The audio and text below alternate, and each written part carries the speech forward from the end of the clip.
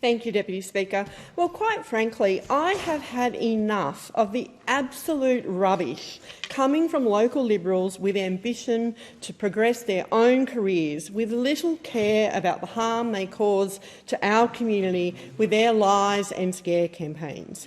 I've shaken my head through lies about the $40 million I've already delivered in the budget for Shoalhaven City Council to fix local roads. I was disappointed with lies about the impact of the federal infrastructure review on critical local projects, all going ahead, fully funded, unchanged. I've been appalled by the lies about the Illawarra offshore wind zone, a process started by the former federal Liberal government in the Illawarra renewable energy zone created by the former New South Wales Liberal government. Now with seemingly appalled views and deliberate misinformation coming from former members of those governments. But this week has really taken the cake. Seat shopping Andrew Constance, who walked away from his seat of Bega, wanted the seat of Eden Monero, had a crack at the seat of Gilmore and lost, and has now failed twice to secure a Senate seat from his own party. Now he's spouting absolute falsehoods about decisions made while he was the member for Bega by the former government when he was in Cabinet. So I will set the record straight on the Batemans Bay Hospital Emergency Department, a decision, I'll repeat, that the former member for Bega and his government made as early as 2020.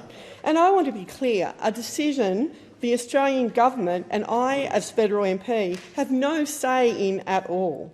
Now, the Liberals are trying to rewrite history, stoke unnecessary fear and anxiety in a vulnerable community for their own political gain. I won't have it. These men have zero regard for what is best for our community, and they never have.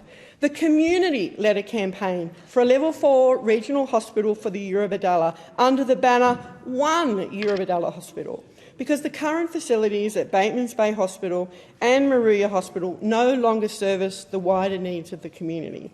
When we have local people forced to travel to Canberra or Sydney for cancer services, paediatric care, mental health services, for intensive care, we have a problem. It took many years of campaigning, led by the current fabulous member for Bega, Dr Michael Holland, to get the former government to agree to build a new hospital. It took even longer for them to agree it would be a Level 4 hospital.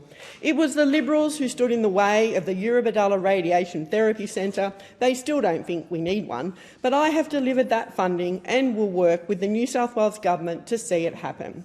The Liberals are saying there is some new announcement that the New South Wales government will close Batemans Bay Hospital's emergency department.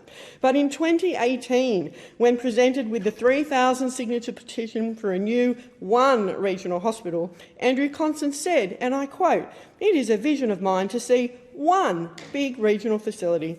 In 2021, he announced a new One Health facility funded by the New South Wales government to be located at the Batemans Bay Hospital site. He said, and again I quote, "The new health facility will complement the new Eurobodalla Hospital," not the Batemans Bay Hospital, because he knew it would close.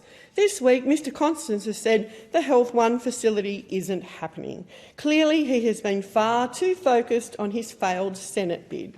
In a November statement, the local health district confirmed the Batemans Bay Community Health Centre is going ahead. Mr Constance said the Batemans Bay ED will close next month. Not true. It will remain open until the new hospital opens in 2025. He and the facilitator of a community forum, another Liberal, have tried to score political points against me by lying about why I wasn't at the recent forum. I was here in the Parliament, and the organisers were told that in advance of the meeting. He also threw in a lie about the Maruya bypass. It is being delivered as promised. The Liberals just cannot be trusted. We desperately need a new Level 4 hospital for the Eurobodalla. The Liberals never wanted it, and they are still standing in the way. We don't have the resources for multiple EDs so close to one another, but this won't put the community at risk. The Batemans Bay Urgent Care Clinic I have funded federally and the New South Wales Community Health Centre will fill the critical care gap, covering more than 55% of presentations to the Batemans Bay ED, with emergency patients treated at the new fit-for-purpose facility. So fewer people have to travel to Canberra or Sydney, so we get the health services we deserve. And Dr Holland and I will continue working hard to represent the best interests of our communities.